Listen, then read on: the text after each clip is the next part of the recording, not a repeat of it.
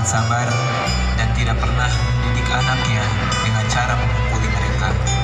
Ia adalah Ibu Fatimah. Anak perempuannya yang sangat cantik, sayang, dan penurut pada ibunya. Namanya Husna. Sedangkan anak laki-lakinya mempunyai sifat yang sangat kasar, egois, dan durhaka kepada ibunya. Ia adalah Azam. Di suatu subuh, Fatimah bersama anaknya, Husna, bangun untuk menunaikan sholat subuh. Ia membangunkan Husna yang sedang tertidur lelap.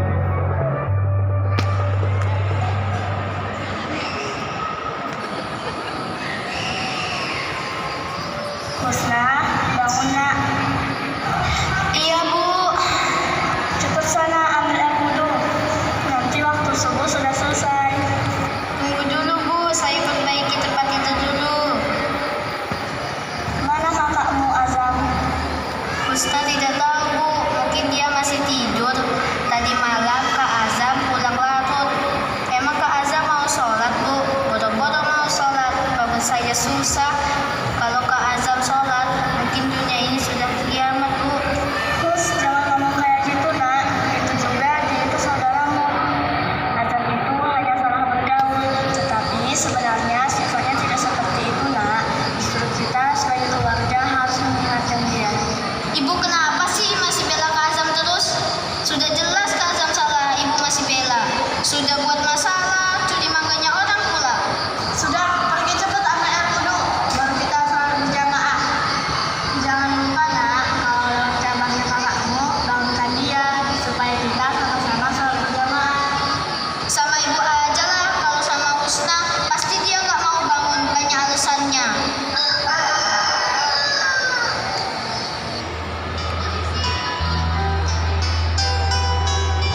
Ibu Fatimah pun langsung ke kamar Azam untuk membangunkannya sholat subuh berjamaah. Dan ternyata Azam masih tertidur dengan lelapnya.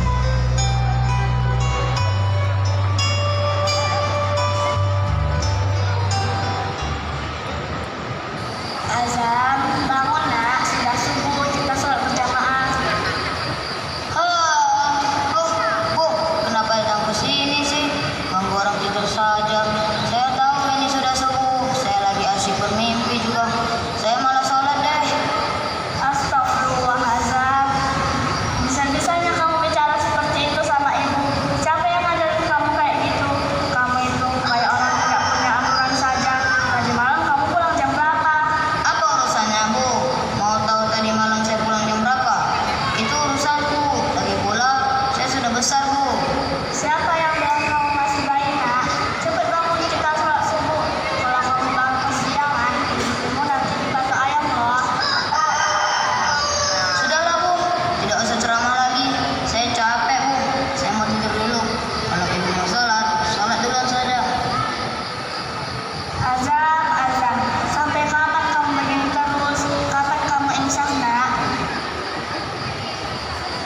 Singkat cerita, waktu menunjukkan pukul 1 siang, Azam bersama teman-temannya, Yahud dan Sony, sedang bermain kartu di pos kamling. Mereka sambil bercerita tentang waktu semalam dan juga tentang pekerjaan.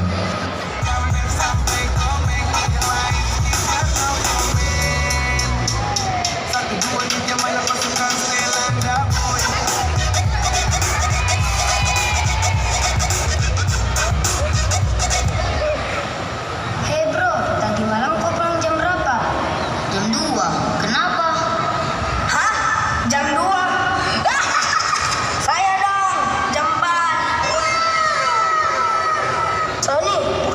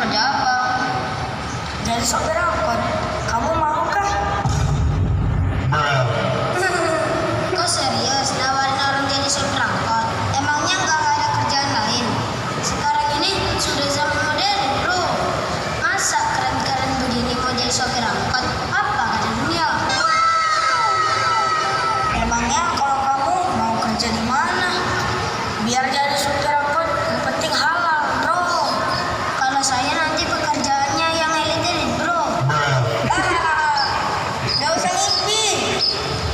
Ujung-ujungnya kau jadi penjaga besi juga.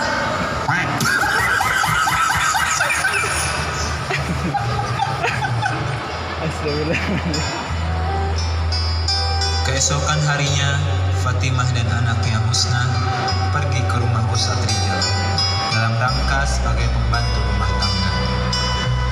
Anissa adalah istri dari Ustadz Rijal. Ia adalah seorang ibu yang baik hati dan juga dermawan.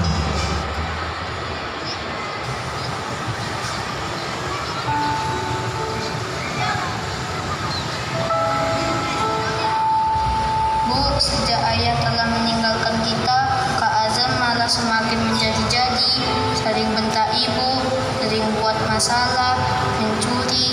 Sampai kapan ya Kak Azam seperti itu? Coba ibu bersikap tegas saja sama Kak Azam supaya dia patuh sama ibu. Husna, si Azam itu hanya salah bergaul, seperti yang sudah ibu bilang tempo hari. Ibu tahu sikap kakakmu itu, dia tidak seperti itu. Makanya kita jangan berhenti untuk mendoakan dia, supaya dia jadi yang penurut. Pokoknya ibu ini yang harus punya andil penting. Ibu harus kasih nasihat sama Kak Azam. Cara mendidik bukan hanya dengan cara yang kasar, karena Azam orangnya keras. Berarti kita yang harus bersikap lembut, karena ada pepatah mengatakan batu ketemu batu akhirnya pecah. Nah, sama kalau kita bersikap kasar, nanti hubungan keluarga kita malah pecah seperti batu tadi. Iya sih, Bu.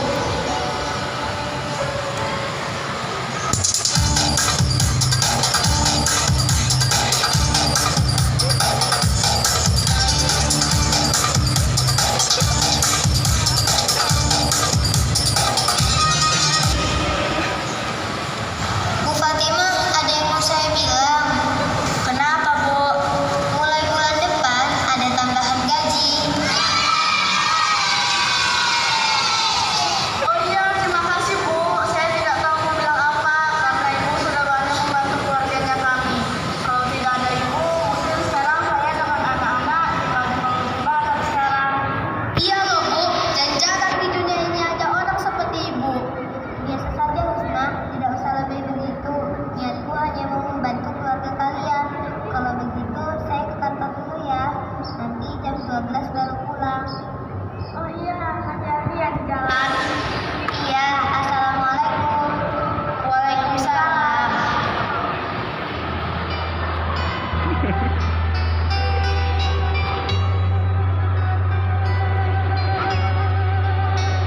Yahud sedang duduk di tempat nongkrong di pos kampung, dan kemudian datanglah Azam. Yahud kemudian memanggilnya ke pos kamling dan membuat perencanaan kepada Azam.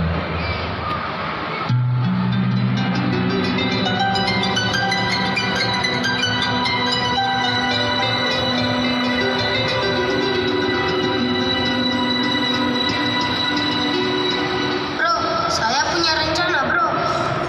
Rencana apa? Begini, kemarin kan si Sani ngajak kau buat melamar kerja jadi sopir angkot kan? Mending nanti malam kita rampok rumahnya Ustaz Rijal. Maksudnya? Kau ini pura-pura nggak tahu. Begini loh, orang kaya di kampung kita kan Ustaz Rijal. Nah, kalau kita rampok barang-barangnya, hanya dengan satu malam kita akan kaya. Beda kalau jadi sopir angkot.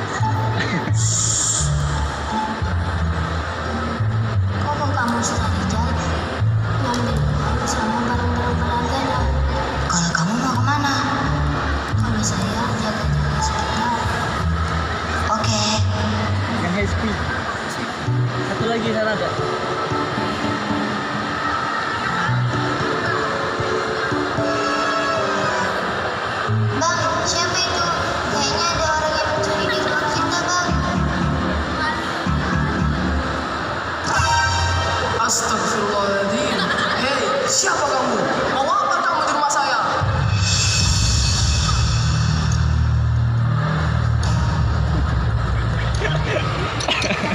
Bacalah, siapa kamu? Jangan-jangan kamu merampok ya? Mau apa kamu tidak bisa itu, ha? Diam kamu, kalau tidak saya akan membunuhmu. Hidup dan matiku hanya Allah yang tahu, bukan kamu. Diam.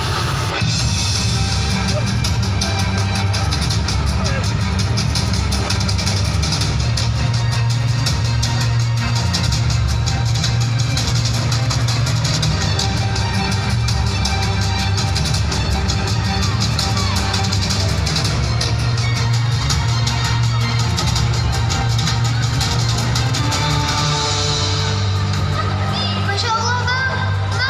Bang, Akhirnya Azam tidak tahu apa lagi yang akan diperbuatnya. Ia tiba-tiba lari menemui Yahud dan mengajaknya untuk segera pergi dari rumah itu. Astagfirullahaladzim. Aduh ya Allah. Keesokan harinya di rumah Azam, tiba-tiba beberapa anggota polisi datang bersama seorang saksi yang tidak lain adalah Anissa, istri dari Ustadz Rijal, untuk menangkap Azam. Tetapi Azam tidak ada di rumah, ia sedang bersembunyi di rumahnya Yahud.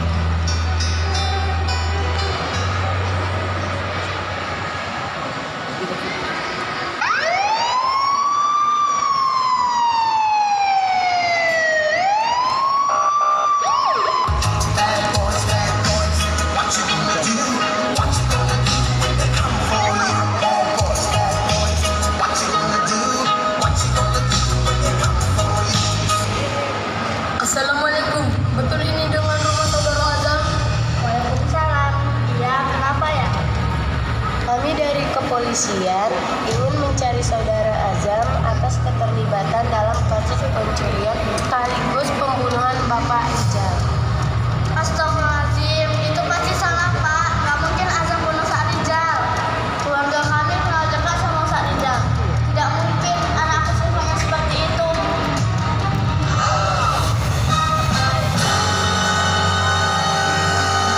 Bu! Bu! Bangun, Bu! Ibu!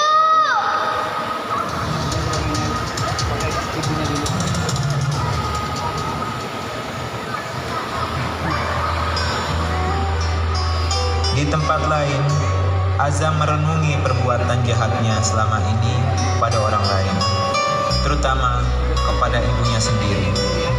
Azam sangat menyesali perbuatannya itu. Ia menyadari bahwa terlalu banyak dosa yang telah ia perbuat. Azam kemudian mengambil air wudhu dan menunaikan sholat.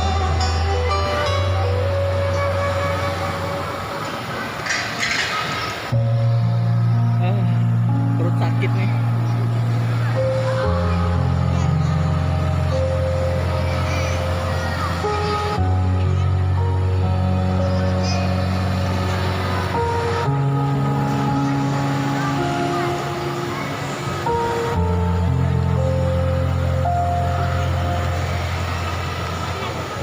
Ya Allah, ya Rabbi, hambamu yang hina ini sekarang menundukkan kepala untuk mendapatkan ampunanmu, ya Allah.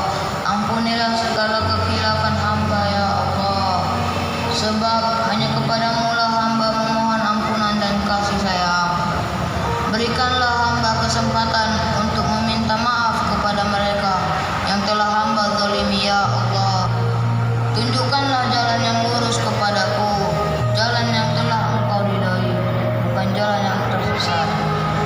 Sesungguhnya engkau maha pengampun lagi maha penyayang.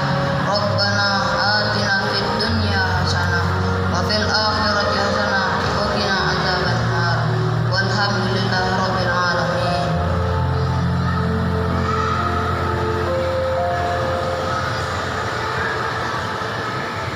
Setelah melaksanakan sholat dan berdoa, Azam bangun dari duduknya dan segera teringat oleh ibunya.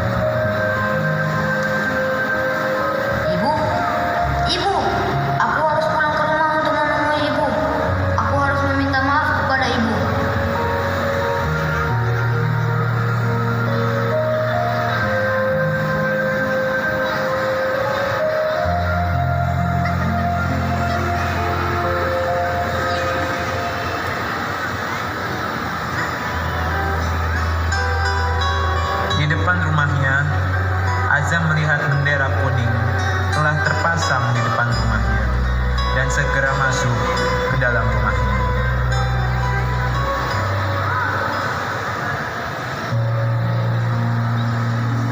Buku tadi itu Kenapa dibawa. ini? Kenapa ada bendera kuning di rumah? Kak, ibu telah meninggal. Apa? Dan tetap menjalani segala kehendakmu ya Rabbi. Ku berserah, ku berpasrah kepadamu ya Rabbi.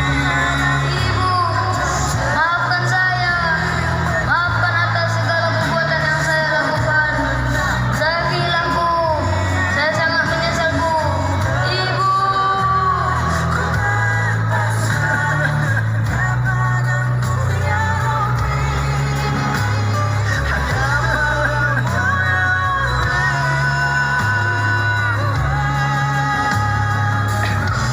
Dan tidak lama kemudian datanglah polisi ke rumah tersebut.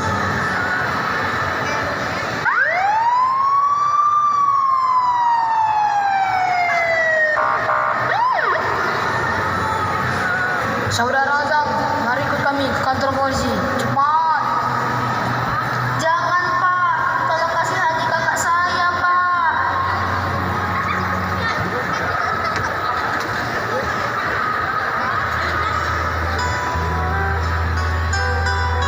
Setelah itu, Azam dibawa ke kantor polisi dan masuk penjara akibat kesalahannya dan dipenjara selama 10 tahun.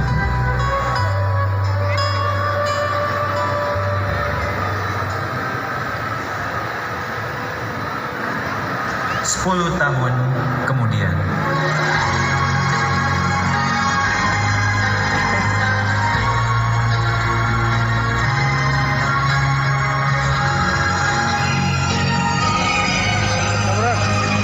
Azam keluar penjara dengan berpakaian rapi, sopan, dan ia bertekad untuk tidak melakukan kesalahan yang dulu pernah ia buat. Sesampainya di rumah, dia dan adiknya Husna mengunjungi makam ibunya. Denganmu aku hidup, denganmu aku mati. Bu, maafkan Azam, Bu. Azam menyesal sudah membuat ibu kecewa. Semoga ibu tenang di alam sana. Mungkin ini buah dari doa ibu. Azam janji akan menjadi pribadi yang lebih baik lagi. Ku berserah padamu, ku berpasrah. Hanyalah padamu, hanyalah untuk Azam dan Husna pergi ke rumah Ustadz Rijal dan meminta maaf kepada Ibu Anissa. Dan alhamdulillah, dengan ketabahan Ibu Anissa, Azam dan Husna dianggap sebagai anak kandung mereka sendiri, sehingga Azam dibiayai sekolah sampai sukses dan menjadi pendakwah yang alim dan bijaksana. Allahur Rahman, Allahur Rahim, Allahul Malikul Qudusus Salam.